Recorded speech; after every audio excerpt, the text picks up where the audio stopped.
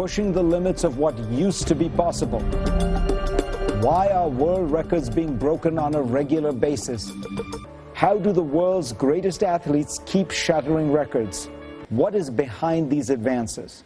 My next guest says it's not just physical, it is also in the mind. Stephen Kotler is the author of The Rise of Superman, Decoding the Science of Ultimate Human Performance. He joins me now. So when people look at these kinds of athletes, we always think that today's athletes are just much stronger, much fitter than the baseball players of the past, the basketball players of the past. But you're saying that's not the only thing going on. Well, certainly the physical capabilities have gone up. Our training programs are better, et cetera, et cetera.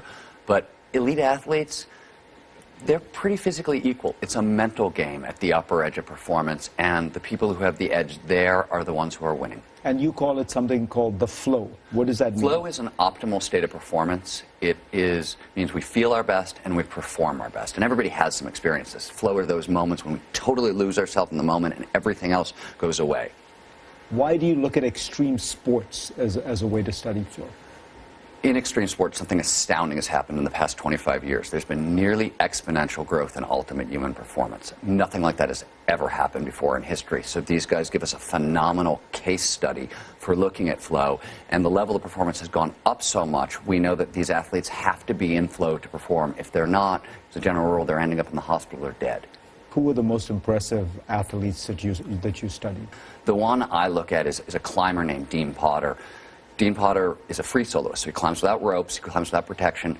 At the time he started climbing, most people were free soloing 100-foot walls, 200-foot walls. He went down to Patagonia and free soloed mountains, 3,000-foot walls, 4,000-foot walls. He was staying in flow 3 days, 4 days at a time. That's what's really incredible, is that these athletes have figured out how to extend the state. So it's not just a brief moment of victory, it can last for days in certain cases.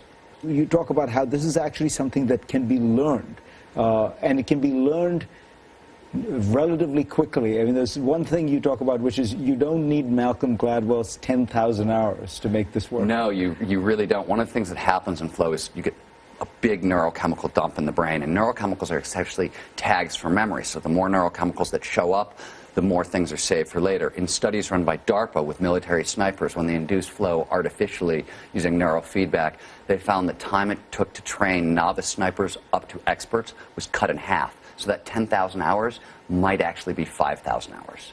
Wow. The great thing about all this is we now know there are 15 flow triggers. These are preconditions that lead to more flow, basically. And anybody can tap into these triggers. Anybody can apply these triggers in their life.